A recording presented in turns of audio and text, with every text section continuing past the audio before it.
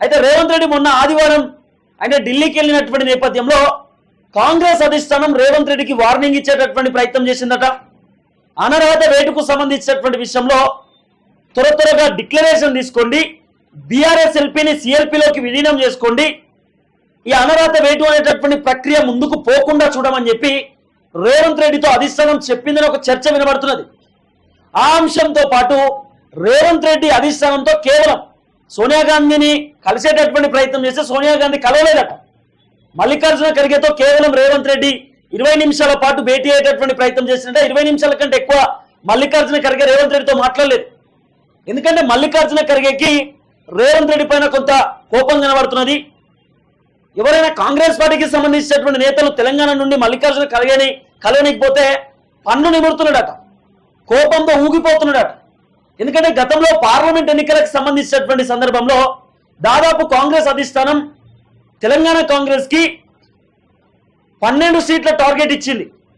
కానీ కాంగ్రెస్ లో ఉన్నటువంటి సీనియర్లు పెద్దలు 14 సీట్లకు టార్గెట్ పెట్టుకున్నారు. 14 సీట్లు గెలిచి తీరుతాం, కేవలం ఎంఐఎంకి ఒక సీటు మినహాయిస్తే మొత్తం అన్ని సీట్లు మాయే, బీజేపీకి ఒక 2, బీఆర్ఎస్కి 1, 2 ఛాన్స్ వస్తాయి, అంతకు మించి వాళ్ళకి ఏది వచ్చేటటువంటి అవకాశం లేదనేటటువంటి రీతిలో కూడా కాంగ్రెస్ ఒక కఠినమైనటువంటి డిసిషన్ ని తీసుకున్నది. అయితే కాంగ్రెస్ పార్టీ తెలంగాణ రాష్ట్రంలో అధికారంలో ఉన్నది. అధికారంలో ఉన్నటువంటి పార్టీకి తెలంగాణ రాష్ట్రంలో కొంత ఇన్ఫ్లుయెన్స్ ఉంటుంది. ప్రజల్లో ఒక నమ్మకం ఉండాలి, ప్రజలు ఆ అధికారంలో ఉన్న పార్టీకి ఇంకెక్కువ సీట్లు ఇవ్వాల్సినటువంటి అవసరం ఉంటుంది. ఎందుకంటే దాదాపు 5 సంవత్సరాలు కొనసాగాల్సినటువంటి పరిపాలన కదా. 5 సంవత్సరాలు రాష్ట్రంలో పరిపాలించాల్సినటువంటి కాంగ్రెస్ కి, అధికారంలో ఉన్న కాంగ్రెస్ కి 12 టార్గెట్ పెడితే దాంట్లో కేవలం 8 మాత్రమే గెలుచుకున్నాయి. సరే 8 గెలిచినని చెప్పి అధిష్టానం సంతోషపడిందా అంటే తెలంగాణలో ఉన్నటువంటి ప్రతిపక్ష పార్టీ భారతీయ జనతా పార్టీకి కూడా 8 వచ్చినాయి. కాంగ్రెస్ కి బీజేపీకి 1% పడదు. నువ్వు డియా నేను డియా అనేటటువంటి రీతిలో కొనసాగిస్తూ ఉంటారు ఇద్దరు. ఇదే మూమెంట్ లో కేంద్రంలో బీజేపీ అధికారం ఉన్నా కూడా తెలంగాణ రాష్ట్రంలో ప్రతిపక్షంలో ఉన్నటువంటి భారతీయ జనతా పార్టీకి 8, తెలంగాణ రాష్ట్రంలో అధికారంలో ఉన్నటువంటి కాంగ్రెస్ పార్టీకి 8, ఎంఐఎంకి 1, బీఆర్ఎస్ కు 0. ఎంత ఘోరమైనటువంటి పరిస్థితి ఏంది? ఎందుకు ఈ విధంగా వచ్చినాయి? ఒక్క సీటు కూడా ఎక్కువ ఎందుకు మీరు రాణించలేకపోయినారు? రాష్ట్రంలో కాంగ్రెస్ అధికారంలో ఉంది, 1 సీటు 2 సీట్లు ఎక్కువ వస్తే కాంగ్రెస్ ఇంకా బలంగా ఉంది, కాంగ్రెస్ కి ప్రజలు బీజేపీ కంటే 2 సీట్లు ఎక్కువ ఇచ్చిర్రు, ఎక్కువ సీట్లు వచ్చినాయి అధికార పార్టీకి అని చెప్పి ఒక పేరు వస్తుండే, ఒక మంచి అంశం క్రియేట్ అవుతుండే. కానీ పార్లమెంట్ ఎన్నికలలో కూడా వీళ్ళు పెద్ద ఎత్తున కంగు తిన్నారు. పార్లమెంట్ ఎన్నికలలో అధిష్టానం ఇచ్చినటువంటి టార్గెట్ వీళ్ళు ఫెయిల్ అయినారు. తర్వాత 6 గ్యారెంటీలకు సంబంధించినటువంటి విషయంలో కూడా అధిష్టానం ముఖ్యమంత్రి రేవంత్ రెడ్డితో పాటు కాంగ్రెస్ కి సంబంధించిన సీనియర్ లీడర్లకు కూడా బాధ్యత అప్పగించిందట. ఈ 6 గ్యారెంటీలపైన టకటక నిర్ణయాలు తీసుకోండి, 100 రోజులలో ఎన్ని చేయాలో అంతకంటే ఎక్కువనే చేయండి అని చెప్పి అధిష్టానం చెప్పినప్పటికీ బడ్జెట్ లేదు, డబ్బులు పుట్టనటువంటి పరిస్థితి, ఉన్న ఏదైతే అప్పులకే మేము పన్నులు కడతా ఉన్నాం అనేటటువంటి రీతిలో వీళ్ళు వడ్డీల గురించి అంతా డిస్కస్ చేసేటటువంటి ప్రయత్నం చేశారు. కేవలం ఆర్టీసీ ఉచిత బస్సు మినహాయిస్తే మిగతా అన్ని కూడా చేయనటువంటి సిచ్యువేషన్స్ కూడా మనం చూస్తాం. అదే ఆర్టీసీ బస్సుకు సంబంధించిన విషయంలో ఈ మధ్యకాలంలో డీలాక్స్ బస్సు కూడా తీసేసిననేటువంటి ఒక చర్చ నడుస్తున్నది.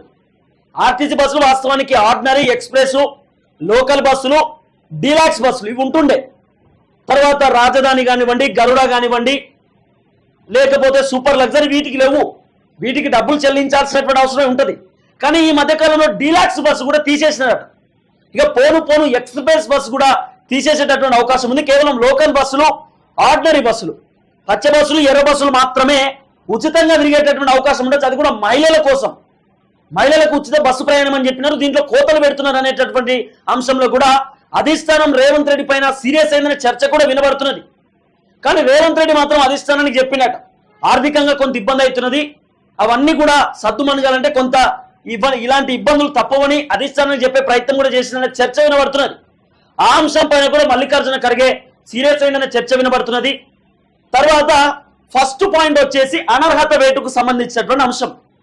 ఎవరెవరైతే బీఆర్ఎస్ పార్టీ నుండి కాంగ్రెస్ పార్టీకి వచ్చినటువంటి 10 మంది ఎమ్మెల్యే, ఈ 10 మంది ఎమ్మెల్యేలు ఇప్పుడు గతంలో కూడా మీరు హిమాచల్ ప్రదేశ్ లో చూసుకున్నా లేకపోతే ఇతర రాష్ట్రాలలో చూసుకున్నా కూడా కొన్ని కీలకమైనటువంటి అంశాలు తెరపైకి వచ్చినాయి. అంటే ఎవరైతే కాంగ్రెస్ పార్టీలోకి వెళ్ళి బీజేపీ పార్టీలోకి పోయినటువంటి నేతల పైన కాంగ్రెస్ కి సంబంధించినటువంటి నేతలు అనర్హత వేటుకు సంబంధించిన పిటిషన్ దాఖలు చేసిన పక్క రాష్ట్రాలలో కాంగ్రెస్ నుండి బీజేపీకి పోయిన వాళ్ళ పైన అప్పుడు కోర్టు సుమోటోగా తీసుకొని స్పీకర్కి ఆదేశించింది గతంలో. హైకోర్టు పక్క రాష్ట్రాలలో కొన్ని రాష్ట్రాలు ఉన్నాయి, హిమాచల్ ప్రదేశ్ కొన్ని రాష్ట్రాలు ఉన్నాయి. అలాంటి రాష్ట్రాలలో జరిగినటువంటి నేపథ్యంలో హైకోర్టు స్పీకర్కి ఆమోదిస్తే స్పీకరు తన ఓన్ డిసిషన్ తీసుకున్నాడు వేరే రాష్ట్రంలో. అప్పుడు కోర్టు ఏం చేసింది, స్పీకర్ జడ్జిమెంట్ కాదు, స్పీకర్ ఏం జడ్జి కాదు, ఆయన డిసిషన్ ఇక్కడ చెల్లదు, స్పీకరు వాళ్ళకి సంబంధించిన పార్టీ వ్యవహారాలు చూసుకునే అవకాశం ఉంటుంది తప్ప, వాళ్ళకి సంబంధించిన అధికారానికి సంబంధించినటువంటి ఎమ్మెల్యేల వ్యవహారం చూసుకునే అవకాశం ఉంటుంది తప్ప ఈ డిక్లరేషన్ స్పీకర్ ఇయ్యలేడు అనేటటువంటి నేపథ్యంతో సుప్రీంకోర్టు 90 రోజుల పాటు ఒక డెడ్ లైన్ పెట్టినారు. 90 రోజులలో ఈ డిసిషన్ తీసుకుంటాం, 90 రోజులలో అయిపోతుంది అనేటటువంటి అంశాన్ని వేరే రాష్ట్రాలలో తీసుకున్నారు. సో ఇప్పుడు హైకోర్టు స్పీకర్ సార్ చేతిలో 4 వారాల టైం పెట్టినారు. ఈ 4 వారాలలో అనర్హత వేటుకు సంబంధించినటువంటి డిసిషన్ స్పీకర్ తీసుకోవాల్సినటువంటి అవసరం ఉంటుంది. వీళ్ళు ముగ్గురు, ఇప్పుడు దానం నాగేందర్ ఉన్నాడు, తర్వాత దానం నాగేందర్ అంశం అయిపోయిన తర్వాత ఇప్పుడు తెల్లం వెంకట్రావు ఉన్నాడు, తెల్లం వెంకట్రావు తర్వాత కడియం శ్రీహరి. ఆల్రెడీ మొన్న దానం నాగేందర్ ఆయన ఎమ్మెల్యే పదవికి రాజీనామా చేస్తా అని చెప్పి కాంగ్రెస్ పార్టీలోకి వెళ్ళి ఖైరతాబాద్ కి సంబంధించినట్టు అంటే సికింద్రాబాద్ కి సంబంధించినటువంటి పార్లమెంట్ సీటుపై పోటీ చేసే ప్రయత్నం చేసిండు. కానీ దానం నాగేందర్ ఓడిపోయినటువంటి ఆ ఘటన కూడా మనం చూసినాం. ఆయన కాంగ్రెస్ నుండి ఎంపీగా పోటీ చేసి ఓడిపోయిండు. దానం నాగేందర్ అక్కడ గెలవలేకపోయిండు. ఇప్పుడు ఎంపీలో ఎన్నికలలో పోటీ చేసి ఓడిపోయినటువంటి దానం నాగేందర్ రేపటి రోజు ఉప ఎన్నికలు వస్తే అనర్హత వేటుబడి ఈ ముగ్గురు ఎమ్మెల్యేలను డిస్క్వాలిఫై చేసి మళ్ళా ఉప ఎన్నికలు కనుక వస్తే దానం నాగేందర్కి కాంగ్రెస్ పార్టీ టికెట్ ఇచ్చి ఖైరతాబాద్ నుండి పోటీ చేపిస్తే ఆయన గెలిచే అవకాశం ఉంటుందా? దాదాపు పార్లమెంట్ ఎన్నికలలో దానం నాగేందర్కి 25,000 ఓట్లు రాలేదు, 25,000 ఓట్స్ రాలే. ఇప్పుడు ఒకవేళ పోటీ చేపిస్తే దానం నాగేందర్ను మళ్ళీ ఉప ఎన్నికలలో అనర్హత వేటు కనుక ముగ్గురు మీద పడితే దానం నాగేందర్ ఖైరతాబాద్ నుండి కాంగ్రెస్ పార్టీకి వెళ్ళి గెలుస్తాడా? కాంగ్రెస్ సీట్ వచ్చే అవకాశం ఉందా? తర్వాత ఏది కడియం శ్రీహరికి సంబంధించి స్టేషన్ గన్పూర్కి సంబంధించిన విషయంలో కూడా కడియం శ్రీహరి కింద పడి మీద పడి గెలిచిండు. Kadiyam Srihari BRS party ticket ఇస్తే వాళ్ళ బిడ్డకు టికెట్ రిటర్న్ ఇచ్చేసిండు. కడియం శ్రీహరి ఎవరికి సంబంధించినటువంటి గుర్తుపైన కారు గుర్తుపైన గెలిచిండు, బీఆర్ఎస్ పార్టీ గుర్తుపైన గెలిచిండు. సీన్ కట్ చేస్తే కాంగ్రెస్ లో పోయిండు. మరి కడియం శ్రీహరిని స్టేషన్ గన్పూర్ లో పోటీ చేపిస్తే మళ్ళీ గెలుస్తాడా?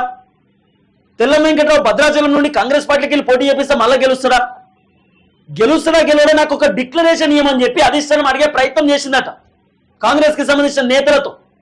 రేవంత్ రెడ్డిని గతంలో కాంగ్రెస్ కి సంబంధించిన అధిష్టానం ఒక కీలకమైనటువంటి ఆర్డర్స్ పాస్ చేసి ఆదేశం ఇచ్చి మళ్ళీ తొలిరనే చర్చ వినబడ్డది.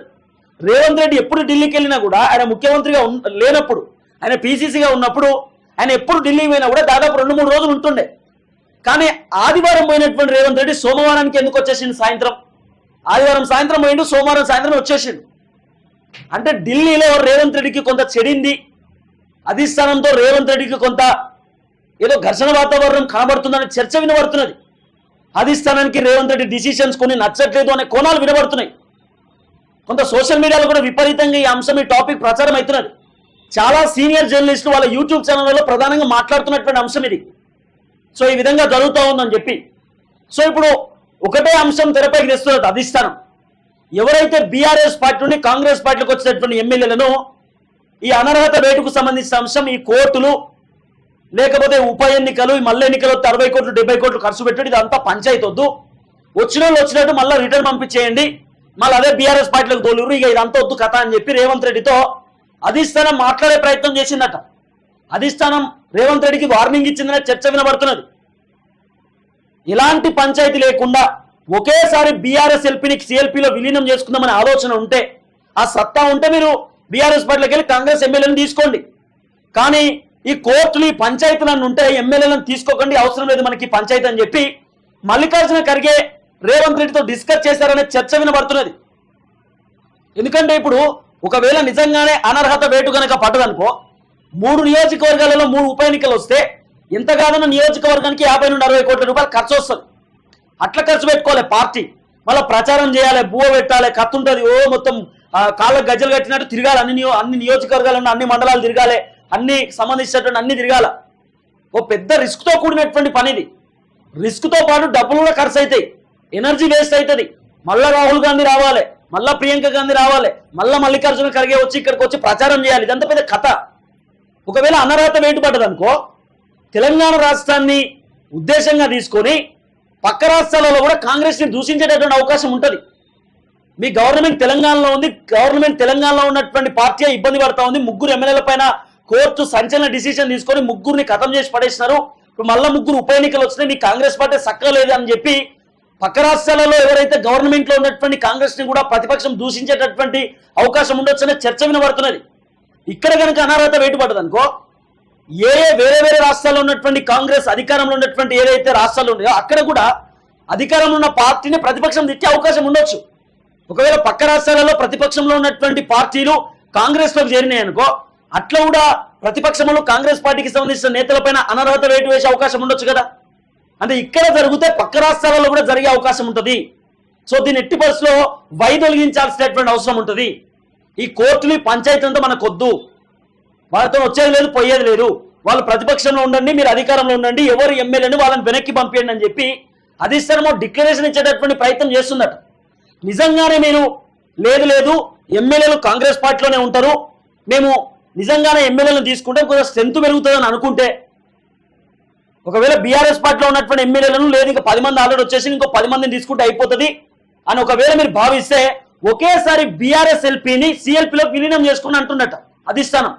సిఎల్పీలోకి విలీనం చేసుకోవాలంటే 28 మంది ఎమ్మెల్యేలు ఇప్పుడు కేసీఆర్ దగ్గర ఉన్నారు.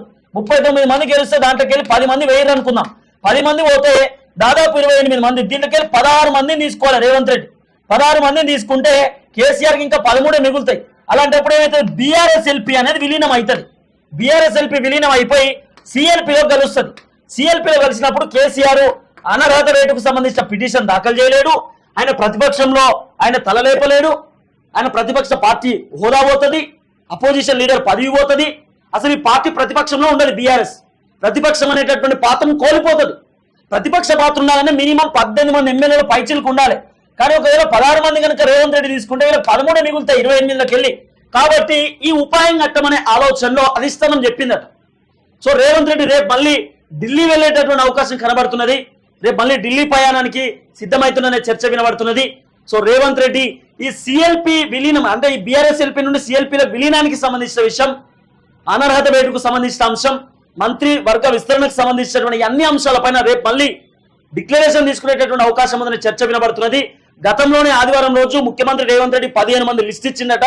ఎవరెవరిని మంత్రి పదవిలో పెట్టాలి, ఎవరిని పెడితే బాగుంటుంది, ఇది మీరే డిక్లేర్ చేయమని చెప్పి అధిష్టానం చేతిలో పెడితే అధిష్టానం ఒక డిక్లరేషన్ ఫామ్ రెడీ చేసి పెట్టినారు. ఎవరెవరు పేర్లు ఎవరు ఉండాలా, దేనికి ఏ పోస్ట్ అయితే సెట్ అవుతుంది, ఏ పోస్ట్కి ఎవరు సూట్ అవుతారనే ఆలోచనతో అధిష్టానం డిక్లరేషన్ చేసింది. డిక్లరేషన్ ఫామ్ ని రేవంత్ రెడ్డి తీసుకురావడానికి రేపు పోయేటటువంటి అవకాశం ఉంది ఢిల్లీకి అనే చర్చ వినబడుతున్నది.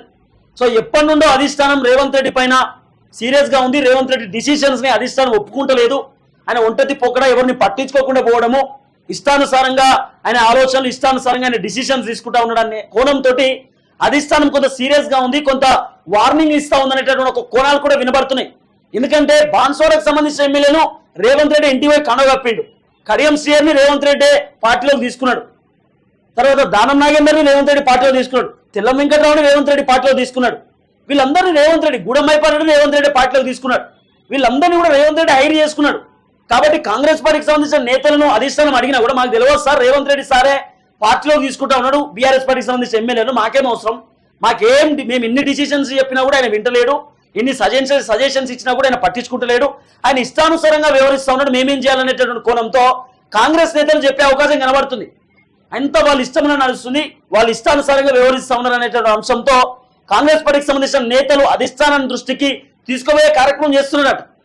సో రేవంత్ రెడ్డి సార్ మాత్రమే ఓన్ డిసిషన్స్ తీసుకుంటా ఉన్నాడనే చర్చ వినబడుతున్నది. రేపు మళ్ళీ రేవంత్ రెడ్డి ఢిల్లీకి పోయేటటువంటి అవకాశం కనబడుతుంది. రేపు ఢిల్లీ ప్రయాణంలో ఎలాంటి కోణాలు వినబడబోతున్నాయి, రేవంత్ రెడ్డి ఏమని మాట్లాడబోతున్నాడు, ఏం జరగబోతుంది రేపు ఢిల్లీలో అనేది చూడాల్సినటువంటి అవసరం ఉంటుంది.